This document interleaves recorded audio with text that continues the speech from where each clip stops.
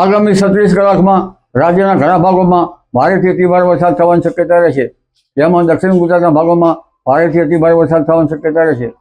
સુરત, નવસારીના ભાગો અને લગભગ ભરૂચના ભાગોમાં, રાજપીપળાના ભાગોમાં અને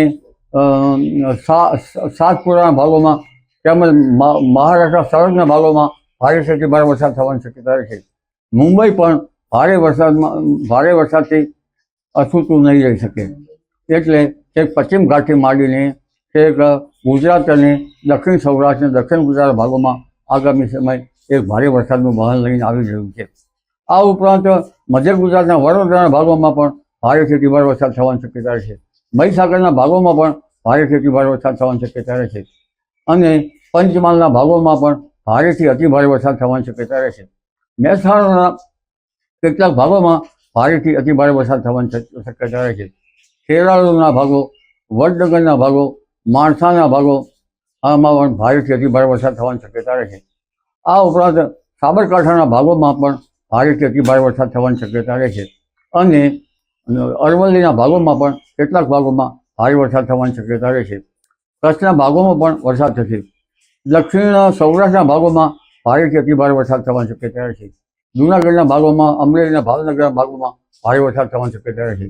રાજકોટના ભાગોમાં, સુરેન્દ્રનગરના ભાગોમાં, મોરબીના ભાગોમાં, થાણના ભાગોમાં, ચોટીલાના ભાગોમાં ભારે વરસાદ થવાની શક્યતા રહેશે. એટલે જાણે આ વરસાદ છેક ચોટીલાથી માંડીને છેક સૌરાષ્ટ્રના કેટલાક ભાગોમાંથી લઈને ઉત્તર ગુજરાતના ભાગોમાં એને લઈને મધ્ય ગુજરાતના ભાગોમાં લઈને છેક દક્ષિણ શિયાળા સુધી જાણે જળમગ્ન થઈ ગયું હોય તેવું જણાશે.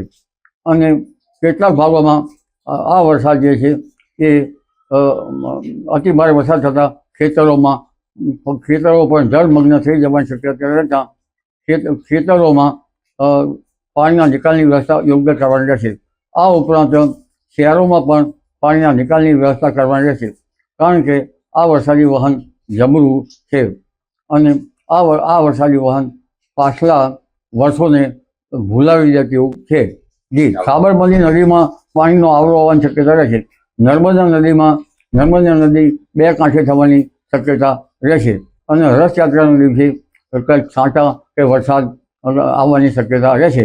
અષાઢી પાંચમની પણ ક્યારેક વીજળી થઈ શકે તેવી શક્યતા પણ ગણી શકાય. ગાંધીનગરમાં આગામી 36 કલાકમાં ભારેથી અતિભારે વરસાદ થવાની શક્યતા રહેતા નીચાણવાળા ભાગોમાં જાણે પાણીથી જળમગ્ન થઈ જવાની શક્યતા રહેતા નીચાણવાળા ભાગોમાં પાણીના નિકાલની વ્યવસ્થા કરવી સારી રહેશે અને નીચાણવાળા ભાગોમાં રહેતા જનધનને કાળજી રાખવી ઈષ્ટ રહેશે.